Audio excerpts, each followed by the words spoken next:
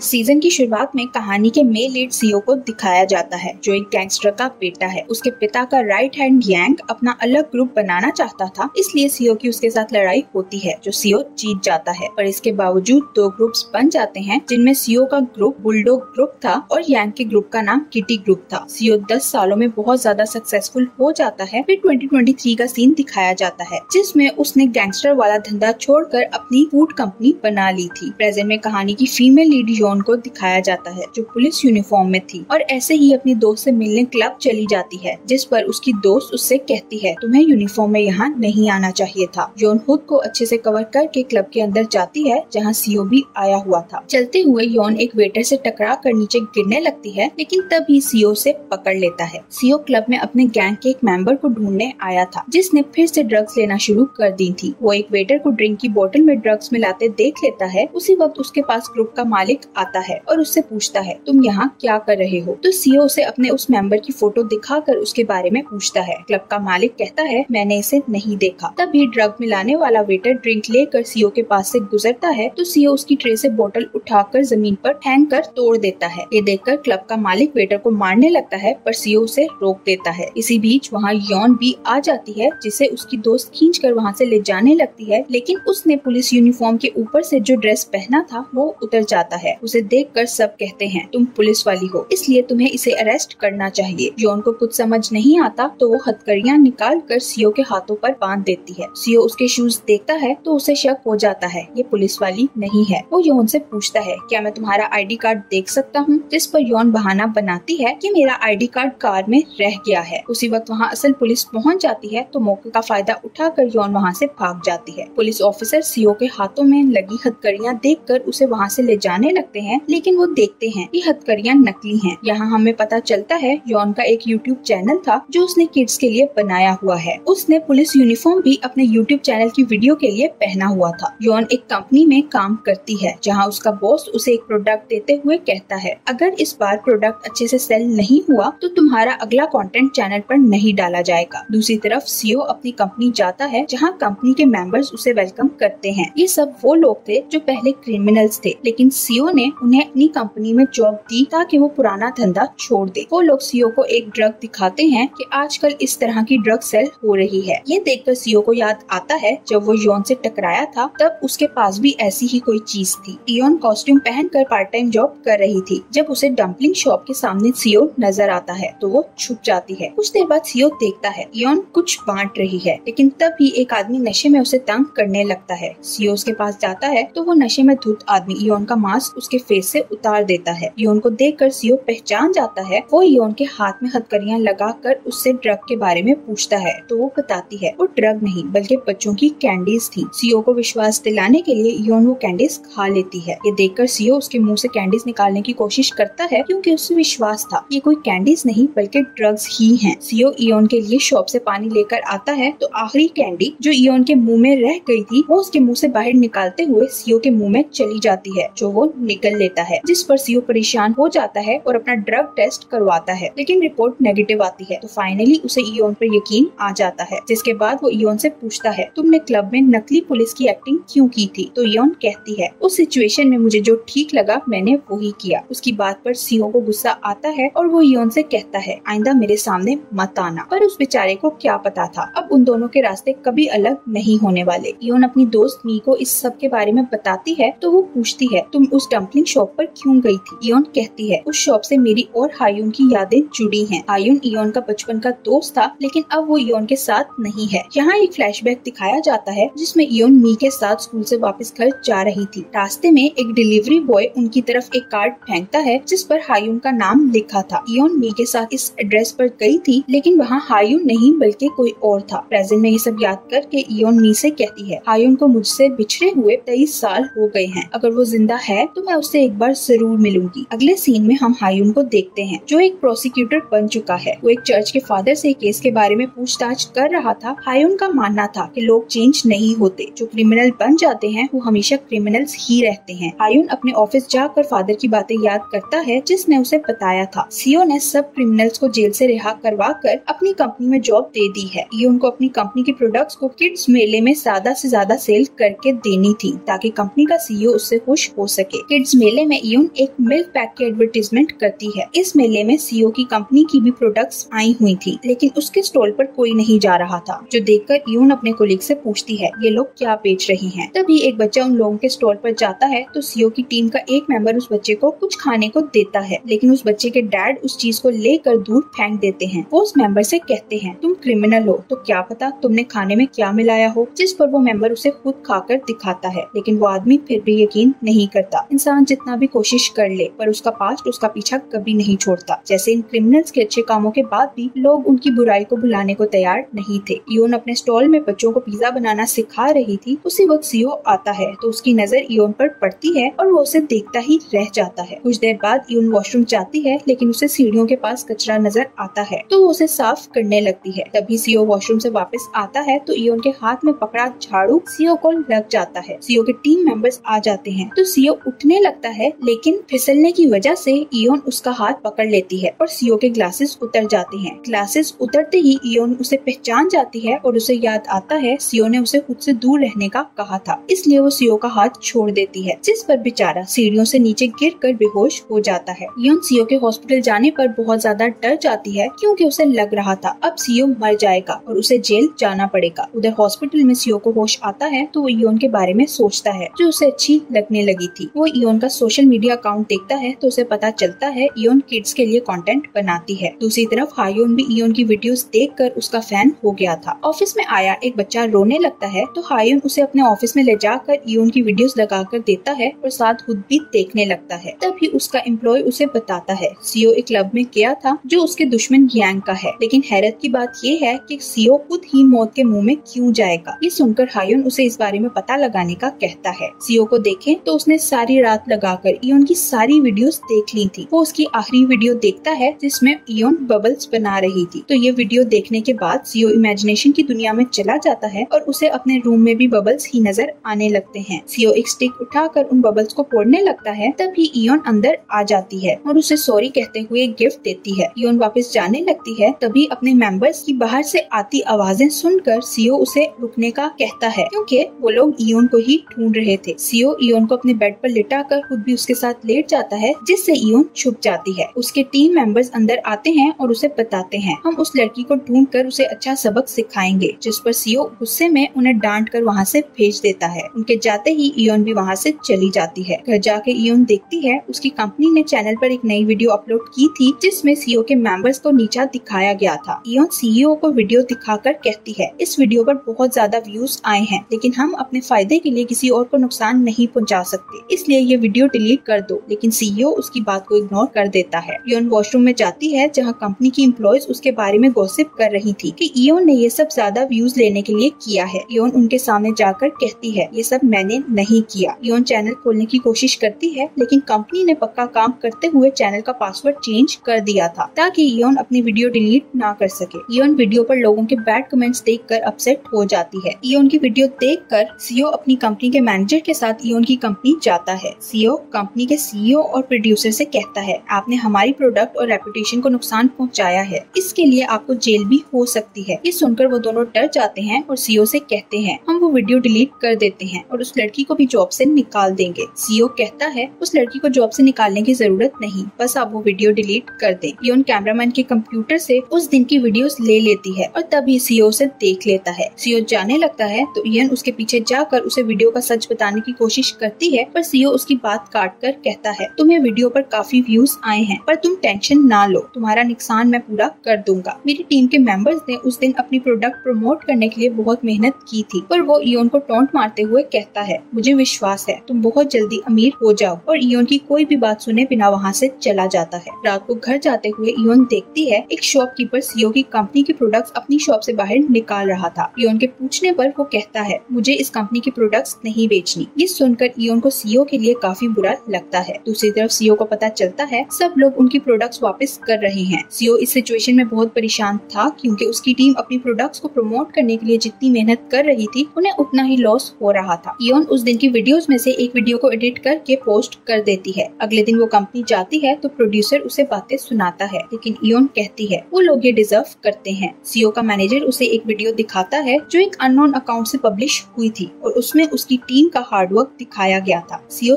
समझ जाता है। ये वीडियो इयोन ने ही अपलोड की है। उसे शर्मिंदगी होती है कि उसने इयोन को बहुत बातें सुनाई थी। वो हॉस्पिटल में इयोन को देखता है जो बच्चों के साथ टाइम स्पेंड करने आई थी। बच्चे उसके साथ बहुत एंजॉय कर रहे थे। सियो 2 नर्सेस को बातें करते सुनता है। बच्चे इयोन का यहाँ आने का बेसब्री से इंतजार करते हैं। कुछ देर बाद इयोन सियो के रूम के डोर पर नॉक करती है, लेकिन सियो रूम में नहीं था। वो एक शॉपर दरवाजे के बाहर रखकर चली जाती है। सियो वो खोलकर देखता है जिसमें इयोन ने एक लेटर में सॉरी कहा था। इयोन रोड पर सिग्नल का इंतजार कर रही थी। रोड की दूसरी तरफ हायुन खड़ा उसे ही देख रहा था। इयोन उसकी तरफ देखती है तो हायुन अपनी आंखें नीचे कर लेता है। फिर वो दोनों रोड क्रॉस करते हैं और हायुन उसके पास जाने लगता है, लेकिन तब तक इयोन टैक्सी में बैठकर वहाँ से चली जाती है। तभी हायुन न्यूज देखता है जिससे उसे पता चलता है जिस मिल्क की इयोन ने एडवर्टाइजमेंट की थी वो खराब मिल्क है, जिसे पीकर बहुत सारे बच्चे बीमार हो गए हैं। इयोन हॉस्पिटल उन बच्चों के वार्ड में जाती है जिसे उसने मिल्क पैक दिया था, पर उस बच्चे ने अभी तक वो नहीं पिया था, जिस पर इयोन सुकून का सांस लेती है और सारे मिल्क पैक उठाकर वहाँ से निकल जाती है। फिर वो इमरजेंसी वार्ड में जाती है जहाँ एक औरत उसे गुस्से से धक्का देती है क्योंकि उसकी एडवर्टाइजमेंट की वजह से ही उनके बच्चे बीमार हो गए थे। उस औरत को देखकर बाकी बच्चों के पेरेंट्स भी इयोन पर मिल्क पैक खोलकर गिराने लगते हैं, लेकिन उसी वक्त वहाँ सियो आ जाता है जो हॉस्पिटल से डिस्चार्ज होकर घर जा रहा था। वो इयोन को बचाने के लिए उसके आगे आ जाता है और सारा दूध उसके ऊपर गिर जाता है। सियो इयोन को उठाकर बाहर ले जाता है और उसे समझाता है इसमें तुम्हारी कोई गलती नहीं। इयोन कहती है लोगों ने मेरी एडवर्टाइजमेंट देख कर ही वो मिल्क खरीदा था। सियो कहता है अगर तुम ऐसे सब ठीक कर सकती हो तो वापस हॉस्पिटल चली जाओ, पर इसका कोई फायदा नहीं। जिसके बाद वो इयोन को मी की शॉप पर छोड़ देता है। अगले दिन इयोन हॉस्पिटल जाती है और डॉक्टर से बच्चों की कंडीशन के बारे में पूछती है। फिर इयोन उसी औरत से मिलती है जिसने उसे बातें सुनाई थी। वो इयोन को बताती है मेरी बेटी तुम्हारी बहुत बड़ी फैन है और वो तुम्हारी वजह से नहीं बल्कि मेरी वजह से बीमार हुई थी, क्योंकि मैं एक सिंगल मॉम होने की वजह से उसका ख्याल नहीं रख पाती। इयोन उसकी बात सुनकर इमोशनल हो जाती है क्योंकि उसकी मॉम भी सिंगल थी जो जॉब में बिजी होने के कारण उसका ख्याल नहीं रख पाती थी। इयोन को उसकी कंपनी से जॉब से निकाल दिया जाता है। वो घर जाने लगती है तो उसे प्रोसिक्यूटर ऑफिस से कॉल आती है जिसे वो स्कैम समझ के काट देती है। दूसरी तरफ हायुन ऑफिस आता है तो उसकी एम्प्लॉय बताती है आपको किटी ग्रुप वाले वाकये के विटनेस से मिलना था जो कोई और नहीं बल्कि इयोन थी। हायुन उसे कॉल करता है तो इयोन इस बार कॉल उठा लेती है और हायुन की कोई बात सुने बगैर उसे कहती है मेरा बैंक अकाउंट खाली है और जहाँ मैं जॉब करती थी वहाँ से मुझे निकाल दिया गया है। हायुन उसे जॉब से निकालने वाली बात पर तसल्ली देते हुए पूछता है क्या आपको किटी ग्रुप वाले वाकया याद है? हम आपसे उसके बारे में जानकारी लेना चाहते हैं। सीओ से एक लड़की हीना मिलने आती है जो इयोन की कोलीग थी और उससे जेलस भी थी। हीना सीओ से कहती है मैंने 8 साल पहले आपसे लोन लिया था जिसका मैं सेटलमेंट करना चाहती हूँ। वो सीओ को एक एग्रीमेंट भी दिखाती है जो देखकर सीओ कहता है तुम इस बारे में किटी ग्रुप वालों से बात कर लो क्योंकि मैंने ये काम छोड़ दिया है। सीओ यांग की कंपनी जाता है और उससे मिलकर अपने उस एम्प्लॉय तेई के बारे में पूछता है जिसे वो किटी ग्रुप में ढूंढने गया था। यांग उससे कहता है मैं तेई के बारे में कुछ नहीं जानता। सीओ यांग से कहता है मैं जानता हूँ तुम तेई को ढूंढ रहे थे, लेकिन मैं तुम्हें ये बताने के लिए आया हूँ कि वो जहाँ भी होगा मैं उसे ढूंढ लूंगा। अगले दिन सीओ देखता है यून की कंपनी ने यूट्यूब चैनल से यून की सारी वीडियोस डिलीट कर दी थी। ये देखकर सीओ उदास हो जाता है। तभी उसके पास मैनेजर आता है तो सीओ उससे पूछता है क्या यून को किसी ने कॉल किया? मैं अपना कोट उसे वापस लेना चाहता हूँ। मेरा वो एक ही कोट है जिसमें मैं कूल लगता हूँ। तो मैनेजर उसकी एक्टिंग पर वाह वाह करता है क्योंकि वो जानता था ये सब तो इयोन से मिलने का बहाना है। इयोन अपने लिए पार्ट टाइम जॉब ढूंढ रही थी। उसे हीना की बात याद आती है जिसने इयोन को जॉब से निकाले जाने के बाद उसे कहा था अगर तुम लोगों के घर साफ करना चाहती हो तो मुझे बताना। वो अपनी प्राइवेट साइट पर रख कर उसे कॉल करती है और कहती है मैं घर साफ करने के लिए तैयार हूँ। हीना उसे अपने घर बुला लेती है जहाँ वो इयोन को सफाई करने का कहती वहाँ से चली जाती है। इयोन कचरा उठा कर बाहर जाने लगती है तभी हीना घर वापस आ जाती है और उसके साथ कंपनी के बाकी एम्प्लॉयज भी थे जो उसका मजाक उड़ाते हैं। इयोन एम्बेरस होकर बाहर जाती है तो हीना उसके पीछे आकर उसे $1000 का चेक देते हुए कहती है तुम्हें पैसों की जरूरत है इसलिए मुझे तुम पर तरस आ गया। इयोन कहती है ये मेरी मेहनत से बहुत ज्यादा है इसलिए मैं बाकी तुम्हें वापस कर दूंगी। इयोन वहाँ से जाने लगती है तो उसे सीओ नजर आता है। सीओ भी उसके पीछे जाने लगता है लेकिन हीना उसका हाथ पकड़कर उसे रोक लेती है। हायुन को एक फ्लैशबैक आता है जब वो एक ब्लाइंड डेट पर गया था। डेट के बाद लड़की उसे रिजेक्ट कर चली जाती है तो हायुन के पास इयोन आती है और उसे एक छाता